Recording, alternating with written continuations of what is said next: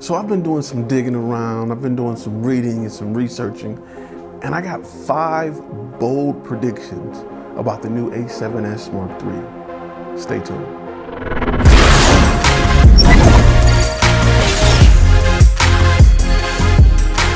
Film Media presents What You Need to Know.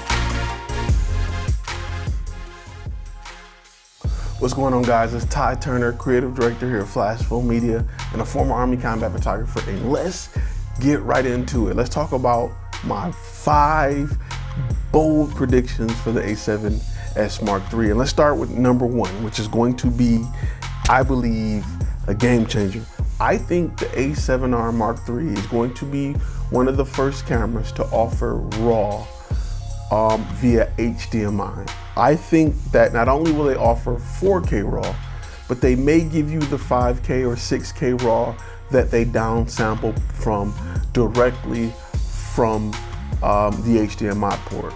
I'm thinking more than likely it'll be the downsample RAW from the HDMI port. I doubt if they'll give you access to the 6K or 4.6K or 5K that they offer directly from the sensor. I don't see them doing that.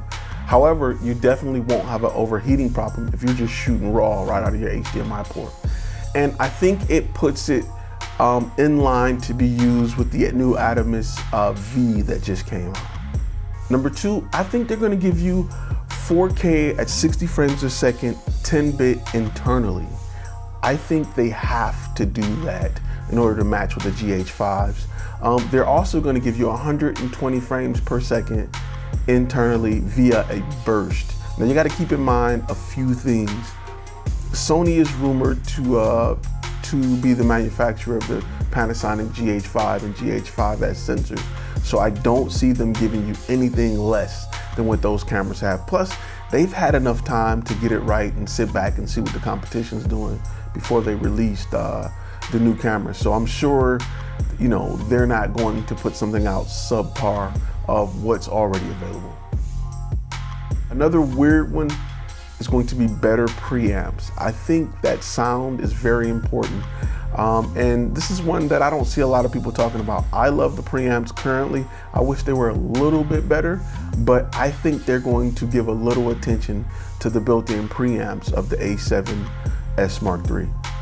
My number 4 prediction is a stack sensor. You're gonna get dual ISO.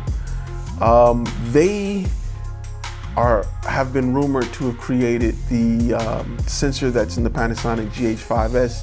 I don't see them creating a stack sensor for them and not one for themselves. And stack sensors are kind of the thing of the future now.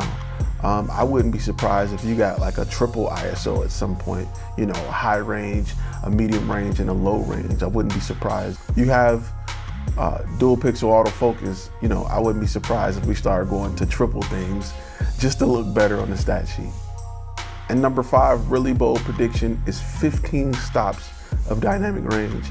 I see the sensor maybe offering a lower megapixel sensor and maybe a higher one, but I think there's gonna be change in megapixel. Lower maybe for more low light, higher for maybe, you know, a better image. However, I think they're going to be able to get 15 stops of dynamic range out of it. I think they're going to increase the dynamic range as far as video go with the A7s Mark III. And then my non-bold predictions go like this. Better in low light, of course. I think they're going to improve low light by 2 to 3 stops and just a lot less noise. I think it's going to have the best autofocusing on video than any of the Sony Alpha bodies that are out. Even better than the A9 and the A7R Mark III, which is my favorite. I have no complaints. However, I think they're going to put out something that rivals, if not beat, what's on the market as far as dual pixel autofocus. I think they're going to give you 240 frames per second at 1080p internally.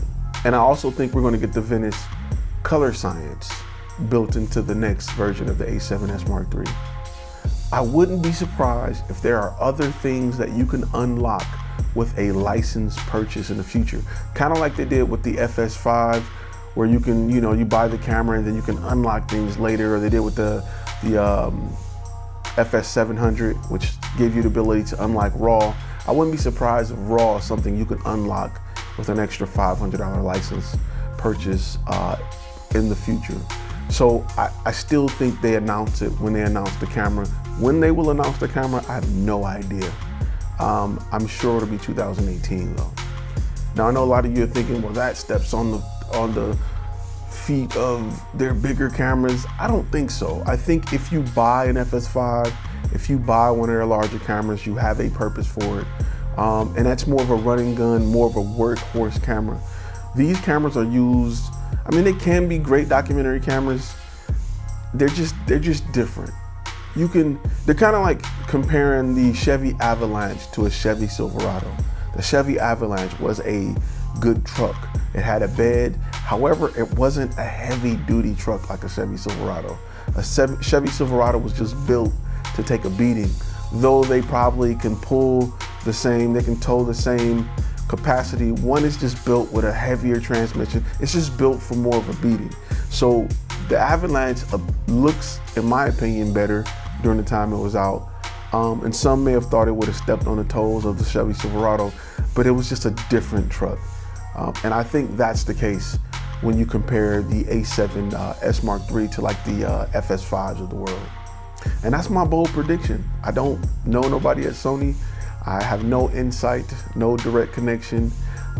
That's just what I think based off the trends of the market. Sony normally listens to what people want, and they're not afraid to give it to you. So I'm gonna ask you guys to do what I ask you guys to do every week. Like, share, subscribe, hit that notification bell. YouTube's changing some things, and if you want to get updated for when we release videos, click on that notification bell so you guys can see the latest and greatest. All right, guys, see you next video. For more daily updates, follow us on Instagram, Facebook, and Twitter.